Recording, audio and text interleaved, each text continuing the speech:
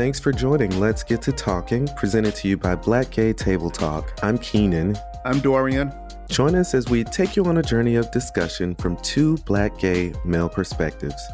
Get ready for authentic, heartfelt, raunchy, thought-provoking, and relatable shows. We're happy to be a part of your podcast family. Let's get to talking.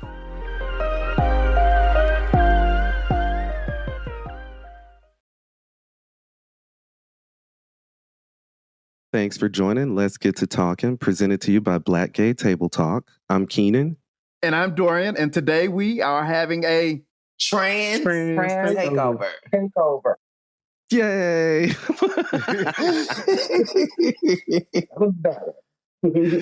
All right, so we will kick off our introductions. Jasmine. Hello, everybody. I am Jasmine Tasaki. My pronouns are she and her. I am a 40-year-old Black trans woman from Memphis, Tennessee, still residing here in Memphis, Tennessee.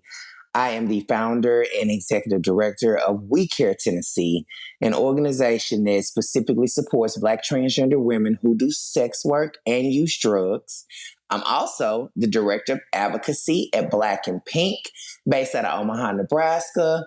Besides that, I'm the same old girl I've been for the last 40 years, and I'm excited to be here and ready to have some very robust and motivating conversation. Thank you.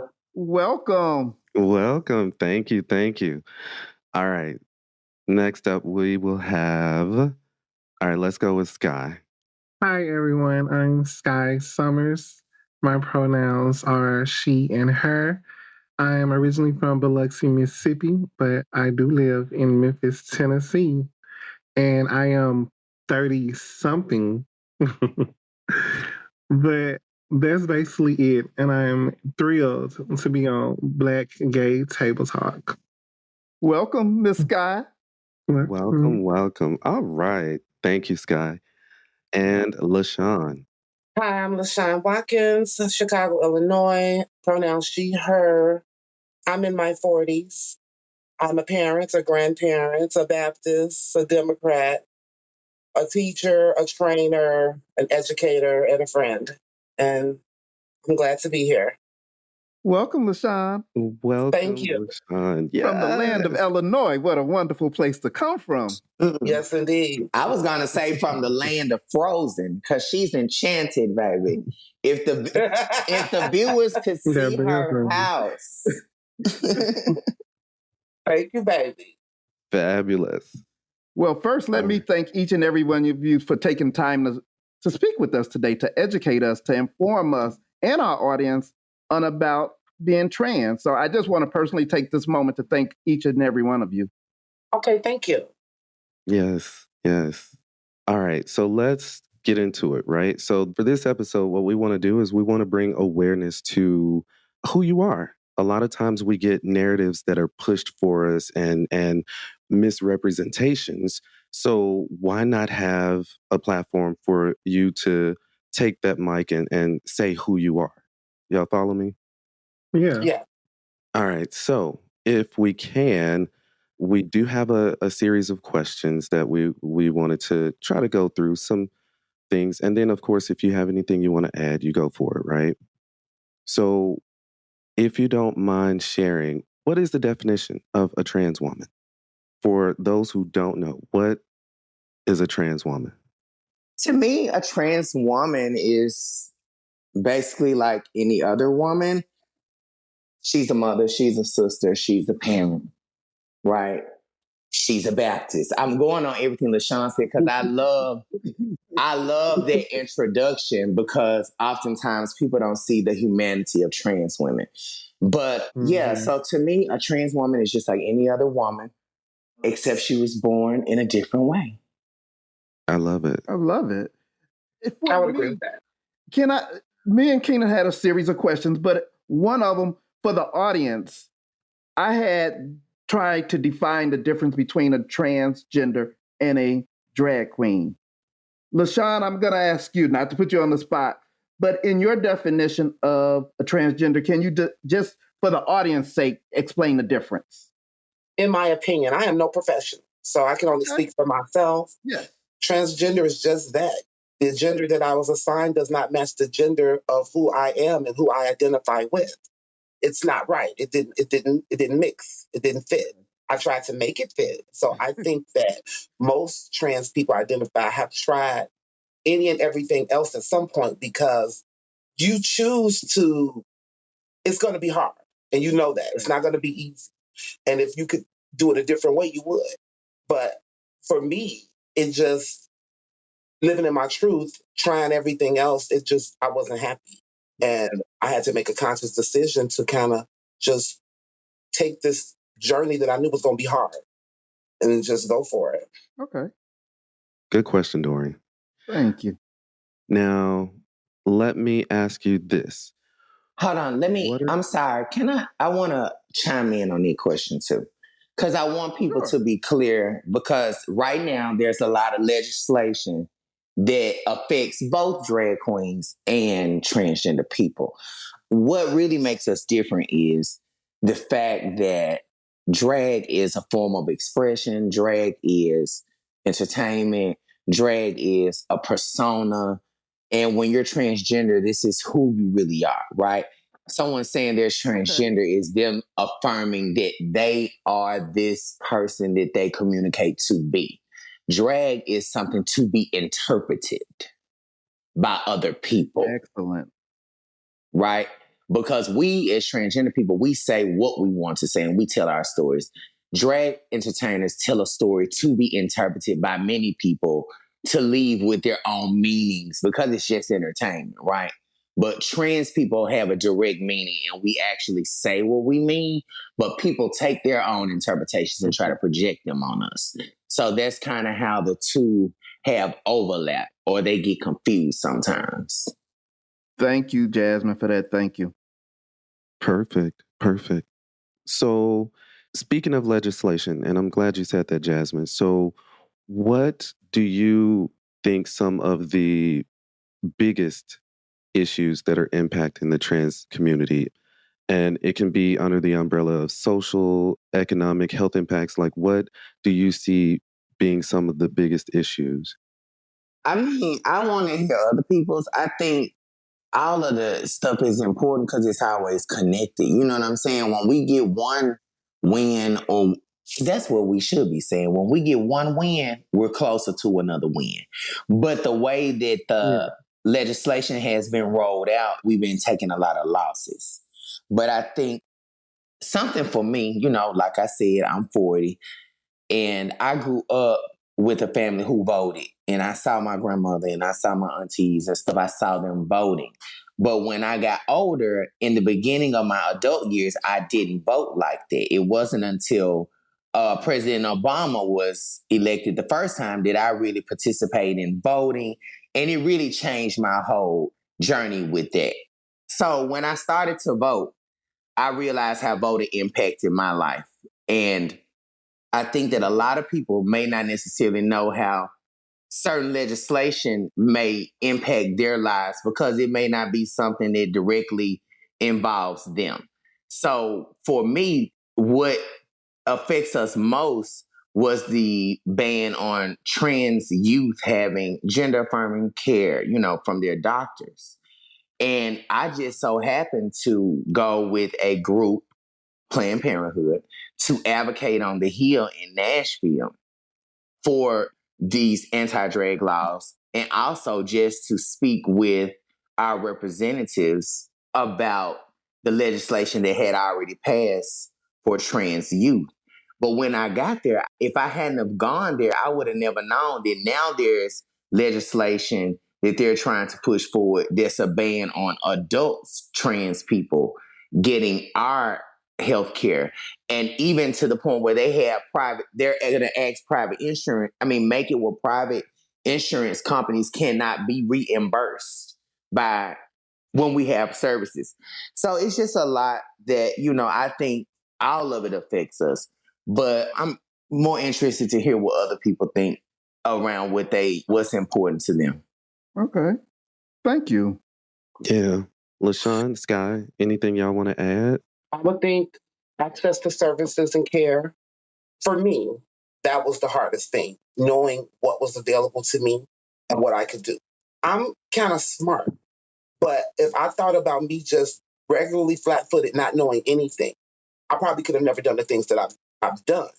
Manipulating my insurance to do the things that I need to have them do. Even with the whole name and identity and gender marker. When I did this, it's easier now. So that's a good thing. But for me, it was really hard.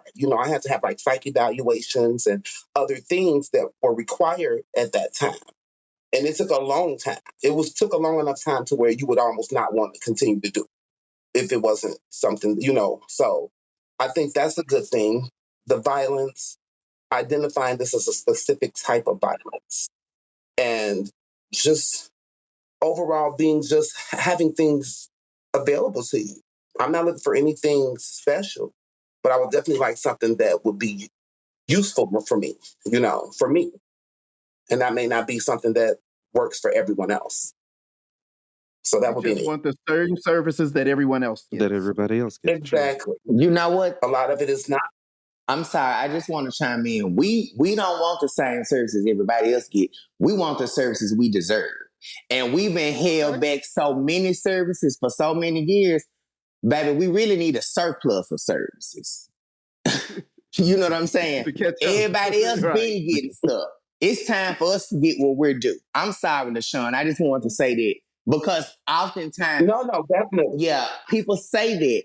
And LaShawn, I'm like you. I was able to manipulate things and get things done. But like you said, it's easy now, girl. I be looking at some of the stuff that these young people that they get, and I'm like, baby, where's mine? Where's mine? But really? So the word that we use is equity. It's about who needs it the most, not everybody getting the same level playing field, because we know that don't even happen for real. Not right. That doesn't. Yeah. Okay. All right. So when you look at the Black community or any community, really, for that matter, what are some of the false narratives or the stereotypes that you'd want to put to rest, if you could? And we'll start with Skye. I would say it would be more so the false narratives that transgender people aren't like real people. From my experience, I've learned that like they come up with some of the most craziest things I have ever heard, especially dealing with like transgender people. It'll be something like they're deviants, they're diseased, like they're taking all our men, they're making our children gay and trans. They just want our husbands. It'd be some of the most craziest and stupidest things I have literally ever heard in my life. Got it. So, okay. Do y'all want that man? Nah, baby. I might do. I'm good. It depends on. It depends on what the man. I want my own. I want the man. Well, I'm gonna keep it real. It depends on what the man giving, and I'm just saying overall. Because I didn't evolve back when because I transitioned early. So yeah, back when I was young, it was all about the men, right? But that's because I learned from Black women. I was modeling what I learned. So that's a whole bigger issue. We don't need their man. That's what's most important. They don't need their man. So, Jasmine, you brought it up, and I'm just going to ask, and if you guys feel uncomfortable about answering it, don't. But you said you transitioned young. How young were you when you transitioned? Baby, I was young. So me and my mama had to talk, and everything was okay for me to do it in front of my mama by the time I was like 13, 14. Okay. But, baby, I was 9 years old on the chat line and had my little hair, tying a scarf around my head and putting a little weave piece in the front for a swoop. Baby, I was creative. So I was very young, and that was in the 90s. And it was just different back then. And LaShawn, let me ask you this, not to take over, but it is a trans takeover. LaShawn, let me ask you this. Do you feel like, okay, this is why I am so like shocked by all these new laws. we didn't have laws that said we couldn't back in the day. As long as you could manipulate to get your care and slide in there and communicate with your doctor, you was in there. Mm-hmm. These days, these new laws will make it where we can't. We've never had that. So as accessible as it is for the young people, it scares me. And I'm like, damn, we used to didn't have to worry about it once unless we switched doctors. And when you switch doctors, Right. you knew you had to vet them and advocate for yourself. But yeah, to answer the question, I transitioned early. But LaShawn, what are your thoughts? Do you feel like it's easier now for you navigating, or it was easier then? I guess that's my question. It's Through much like easier healthcare. now. It was damn near impossible before. It's much easier now. I transitioned later in life. Okay. I was well into my 30s because I always was envious of people who worked in the arts, hairstylists, nail techs, fashion designers, people who can sew, people who do makeup. I worked in corporate America. They barely could stand me. So it was no way I was coming up in there some heels and a purse. No. I had a young daughter, and I didn't want to be selfish and let my transition overshine her life. So I had several reasons to wait, and I did. So for me, it was hard, and then I didn't have any connection to the community. So I didn't have any trans friends or anything like that. So it wasn't like go here, go there. So I really did it all on my own. I had to have that conversation with my doctor and find out how I could get what I need and whatever. And I happened to have, like you said, Jasmine, I had a doctor who understood. And that's how I was able to start doing things, because when I started to want to get my name changed, the name change was one thing, but they were like, okay, we'll let you have a name change. You can change your name whenever you want to. Right. When I said I want to change my gender marker, they was like, whoa, you doing way too much. Now we'll let you have your little name, but you playing. Okay, you want to change your gender? Here's a long list of impossible shit to do that you need to do that. Good luck. And I did it. So they want you to jump through hurdles, essentially. Oh, it was very difficult. Now we have places where they actually just say, here's all the stuff, walk you through it. They can get you from start to finish. Now we have some great services available. I didn't have that. And I just kind of figured it out. So it worked out in the end, but I damn near wanted to give up because I was in transition, but I still got a job. I still have responsibilities. I still got bills. I still have a life. And I can't make a rash decision that's going to hurt the bottom line. So I was just playing the game. I was a nice and weekend. I was still wearing suits in the daytime because I had a corporate job. I was an executive, so I was still wearing suits and wear toe shoes and ties to work every day. And I would get home and get out of that shit and slip into something quite sexy and beat my face and put my hair on, and then I would go out the door. And the problem is that I was intermingling with people who knew me.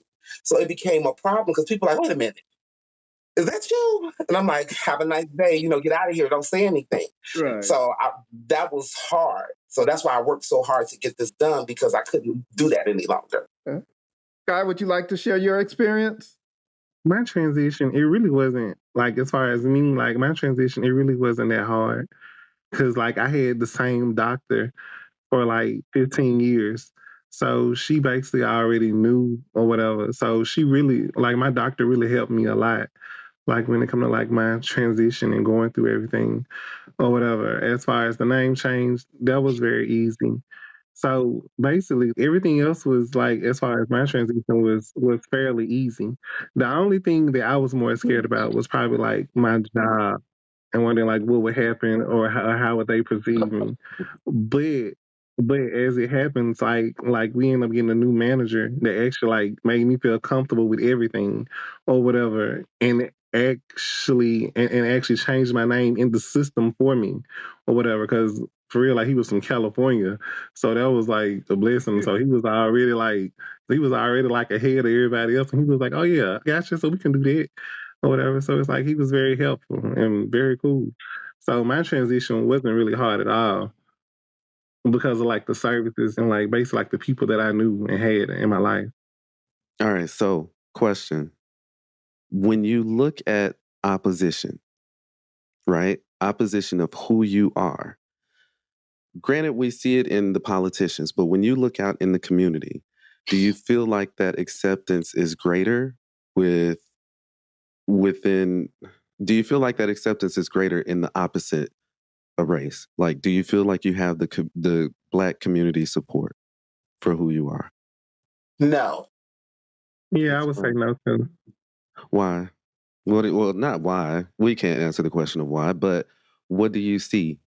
I would say the Black community is more like maybe more of fear. I guess it's because like again, it goes back to the church. A lot of people in the Black community, like they've been raised in church, oh, being gay is wrong or being trans is wrong. So it's like they kind of like really shy away from that and really trying to get to know a trans woman, especially like the only time is so if we doing their hair or doing their nails or beating their face, then it's like they want to befriend us and stuff like that. But I would say like, nah, for the most part. So it sounds like, from what I'm hearing, the opposition that you see most times is from women, except for when y'all are, you know what I'm saying, doing those things that you mentioned, like their hair or something like that. In those instances, they want to be friends. But what about outside of it? From my own experience, I say this. I feel, I don't think that the Black community takes care of our community because, they don't do take care of Blackness in the totality. And oftentimes you see Black trans women fighting for other people from the Black community and pushing for them and standing behind them, but we don't get the same treatment. But I think that to answer your question, in our own community, among ourselves, there's more opposition that I feel from other people in our community than there is from Black women. Because I have a lot of Black women I've been friends with 30 years, and I don't have a lot of problems. But I may be an exception, but I have to speak to my experience. Like, Black women are the ones who have supported me and taken care of me my whole life, even if they didn't agree with the decisions I made. The community, other people in the LGBTQIA community, when they don't agree with my decisions, they don't support me the same way my family does, the same way that my friends do. You know what I'm saying? I love the community. I'm just keeping it real. And I'm a person that helps community. Not only do I work at organizations, when you're older, you have and not just older, baby, y'all know how the kids reach out for, let me get $20, let me get $40. My light bill due, folks asking you for money, but they don't support you the way you support them. So I think that Black people have learned to shun our own community through white supremacy. We have looked at white people take us and celebrate us sometimes and sometimes not, give us a little, take a little. So we do that to each other. You know what I'm saying? It's no different than Black women and other Black women. It's not just a Black women and trans women thing. It's something that happens within the Black community. Families do it, right? We get into competition about who make the most money out the family. And then that part of the family acts different with the rest of the family. And so it's still all connected, right? So like intersectionality is what it's really all about. How do we have those overlapping identities or those overlapping issues and where people find commonality in it? Because Black women and Black trans women know how to support each other when we need to, right? We also have our issues. So I think that that's just a bigger issue among Black people, not necessarily just trans women and Black women. Because I think it's worse and more abusive with the Black women and the gay men, because they love y'all dirty draws and hate y'all and want to marry y'all. At least we don't get all that from them. You know what I'm saying? And then y'all do they makeup and hair for free. Nah. They'll get y'all the first day they meet y'all be beating their face. Ain't never even did makeup before. They trust y'all trust them. We don't have that with them like that. You know what I'm saying? So I feel like That it's a little more abusive within that relationship. Black women and black trans women, because we're all black women, we kind of stay in our lane where we choose to. We pick and choose our battles. Because when it comes to the men, we're all in the same pool, including the men with y'all. Black women, and trust me, they know they men be with y'all. They not that mad at trans women about the men. It's a deeper issue. You know what I'm saying? The men is just one of the scapegoats that they can use. got it. All right, don't make me. I'm gonna throw everything. The wonder, production is going to shut down. You hear me? Like, go ahead, Dorian. Sorry. No, I was just saying, I thought I was at church. I was about to get up and do my Kojic walk. You ready? All right. Yep. Yeah. Yep. Go ahead. No, I was just going to ask the panel if we kind of went over it, but just to hear it out of each of their mouths, what is one of the biggest issues, if you could change it right today, that you would change in the transgender environment? You know, what social issue, what health issue, what financial, what one issue are you so passionate about that if I had the ability to change it today, it would be changed? I'm gonna be honest, and I'll just say the murders. It's too many black trans women that get murdered. Nobody cares. Nobody looks any deeper, and I think it's sad that we can't live our lives. Like, we have to be in fear of our lives just because of who we are. I would say the murders also. Are there times where you feel like you have to worry about your safety way more than the people around you? Absolutely. All the time. Yeah. So, what are some things that we can do? Like, whether it's Dorian and I or those that we interact with daily, like, what are things that you would recommend that we do to help with making this life that we live just a bit easier for you?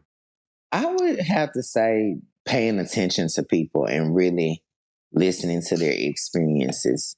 And that just goes with, like you said, making life easier and also making trans people feel safer, because it's not really a way that somebody can necessarily make us feel safer just because of the years and years of trauma, you know what I'm saying, that our community has had to face. But I think that taking the time to listen to trans people and honoring their experiences as the truth and their own is a way to support us. Because a lot of people don't really, although we're very good at telling our own stories, people like to try to tell our stories for us. And I think that life would be easier if people would just let us tell our stories and believe it is the truth. Okay, I have another question.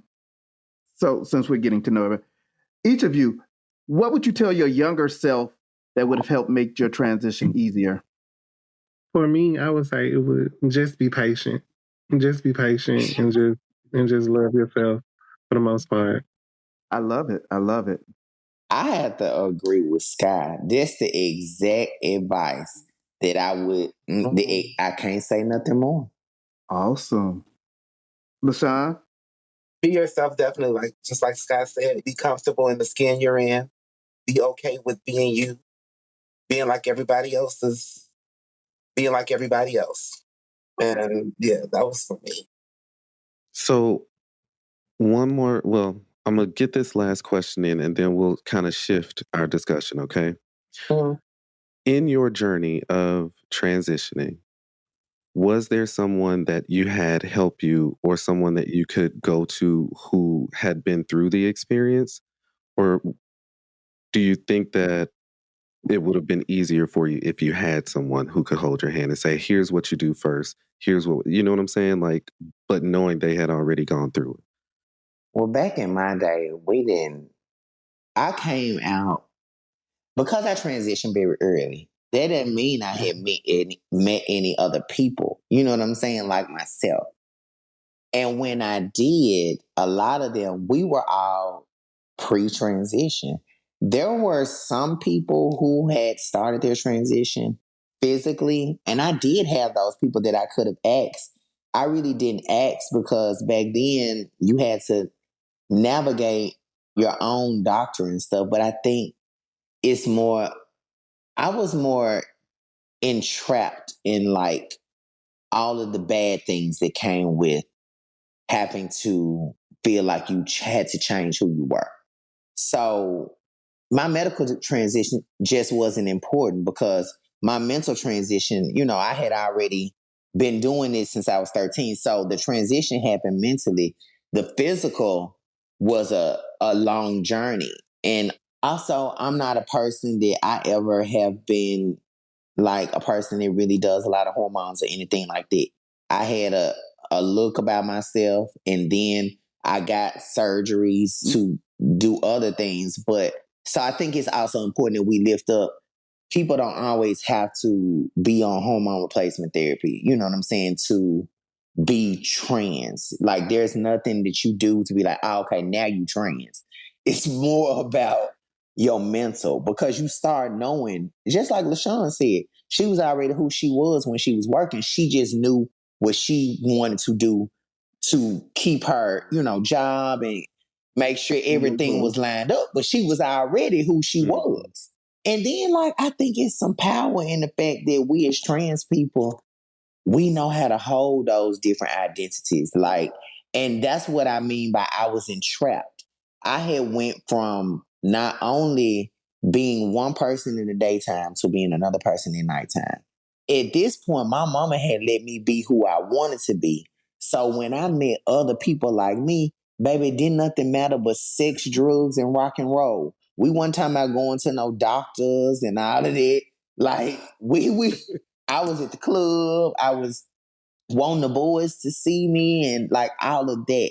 So some of those nuggets that I could have gotten, I never really got, especially being from Memphis because we are it's a certain mentality here. You know, luckily for like girls in Chicago, girls in Florida, girls in Texas, girls in California, girls in New York, they at least even know a doctor somewhat remotely near them that may see them or do some type of gender affirm, or they know other trans women. You know, that wasn't frequent. There were a lot of drag queens that raised me. Even though there were some people that were trans, there were very few, maybe 2 to 3. And then also, like I said, it was the times. Because by the time like 2000 rolled around, that's when I started knowing more people who were taking hormones and stuff like that. Got it. Okay. Now, what about you, LaShawn? When you started to transition, did you have someone who had transitioned already or someone who was transitioning at that time to kind of go through it with? Or I didn't know anyone. I knew nobody. I only had 2 gay friends that I've been friends with since the 90s. So I had no trans friends or anyone that I knew or anything. Got it. Skye?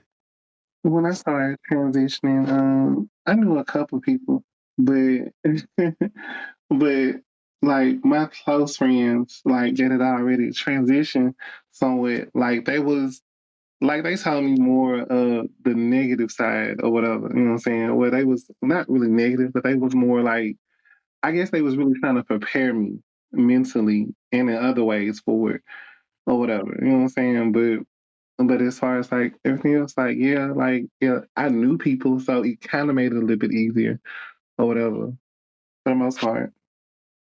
Got it. Well, thank you once again for joining us today on Black Gay Table Talk. And let's thank our panel who joined us to share their experience and their growth with us today. Yes. Thank you for having me. Thank you so much. Thank you for having me.